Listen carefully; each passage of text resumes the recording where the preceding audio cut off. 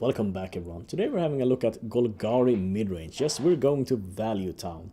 Golgari Midrange is currently sitting at 16.79% of the meta game. Reported by this site at least. There's another site reporting 9%. I don't know who's correct, but there's a lot of Golgari Midrange. And it usually looks something like this. This is another list that I just pulled off the internet. There's a lot of versions, of course, of Golgari Midrange. They fiddle around with the numbers, add something here, remove something there. But it's usually something like this. There's the usual, Explore package in Jade Light Ranger, Merfolk Branch Walker, and Wild Growth Walker. And what all these creatures, have in common, I guess, is that they all produce value. They do it in different ways though. Jade Light Ranger produces value in exploring. Exploring is, if you think about it like this, if you have if half your deck is lands and you're gonna draw one card and gain 1+1/+1 counter, you're gonna have a 3/2 and draw a card for 3. That's pretty good value. Merfolk Branch Walker for 2 mana, exploring once is decent value, but especially coupled with Wild Growth Walker, which gains you 3 life. That's pretty good value. Ravenous Chupacabra kills something and it's a body on the board. You see a theme here. Everything has like 2 purposes. Midnight Reaper replaces itself. When something dies you draw a card, so that's even more value. Golgari Findbroker brings something back and puts a body on the board. Pretty good value. There's even more value here. Kill something, draw cards.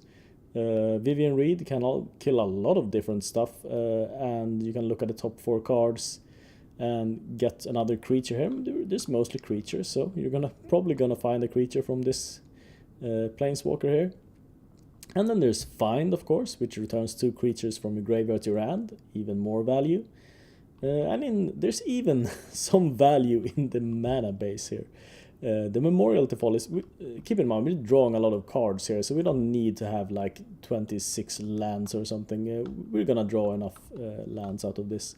We're gonna have more lands than we need, so why not spend some?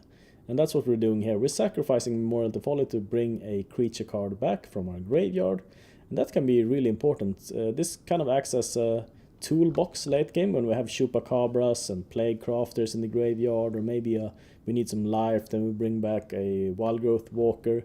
So it's pretty good to have these, actually. I would even go so far as to include more, because I really love to have more value. And of course, since it's one of the biggest deck in the metagame, one of the most prevalent, I guess, it can counter itself. He has brought a Detection Tower here to counter his opponent's Carnage Tyrants. Other than that, there's not that much to the list, really. Llanowar Elf, a little more tempo. I mean, if you're running green, you're probably gonna run Llanowar Elf. It's just such an amazing creature. As long as you're not sweeping the board constantly, Llanowar Elf is good in any deck. Other than that, we have Cast Downs, one of the best creature removals, Assassin's Trophy, Vraska's Contempt to deal with Planeswalker and creatures which we need to exile, like Phoenix's Phenai, I guess.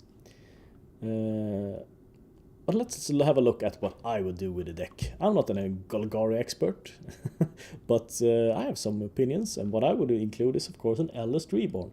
Eldest Reborn is one of my favorite cards, and if I made a Golgari deck, I would probably include 4, but I'm gonna try to be reasonable for this video and just include 1.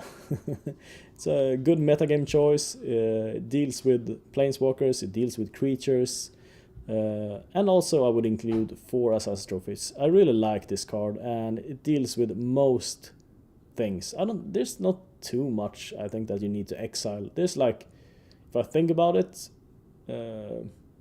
like the Afterlife creatures that has come now, there's they don't really matter. Like I haven't hardly seen any Afterlife, so yeah, in most cases Assassin's Trophy is gonna be good enough, and it's much lower costing, and I think that's good. Like the creature battles, you're gonna win anyways with your creature. That's my reasoning behind this. Then again, I'm not an expert. This is just my opinion. Okay, Growth Chamber Guardian. Yeah, if we're going to Value Town, then we're gonna have to bring the Mayor of Value Town, the Growth Chamber Elf Crab Warrior. He has Adapt 2 for 2 colorless and a green, and if you put a +1/+1 counter, that is, if you adapt him, you can search for another copy of him. So essentially, these can, chain themselves, and you can find all the Growth Chamber Guardians, and you're never gonna run out of creatures.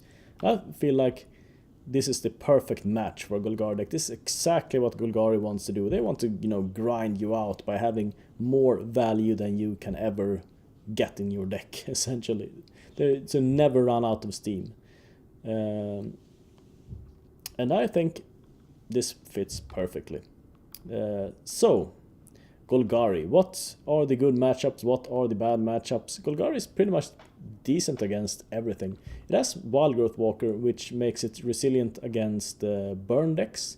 If you're up against a burn deck and you know you're up against a burn deck, you're probably just gonna mulligan until you get a Wild Growth Walker. That's how good it is in that matchup. If against Jeskai Control or something,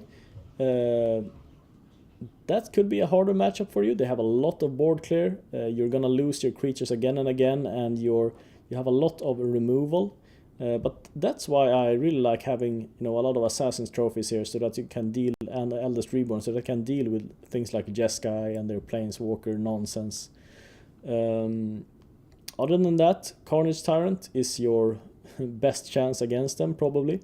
They have 2 Settled Wreckages, and that's 2 Settled Wreckage and maybe one Wrath effect, and that's all they have. So they have, if you're a bit lucky, you're gonna get more Carnage Tyrants than they get sweepers that can deal with Carnage Tyrant, essentially. Otherwise, I think that could be a little bit of a tricky matchup for the original list. I don't know the exact numbers, I'm just going off feeling here, what I feel. So yeah, it's a decent list, good list that can win against everything, and I guess that's why it's so popular. It has good matchups against everything, essentially. Yeah, that's Golgari. What changes would you make with the new Ravnica Allegiance? Would you include something spicy? Let me know in the comments. Thank you for watching.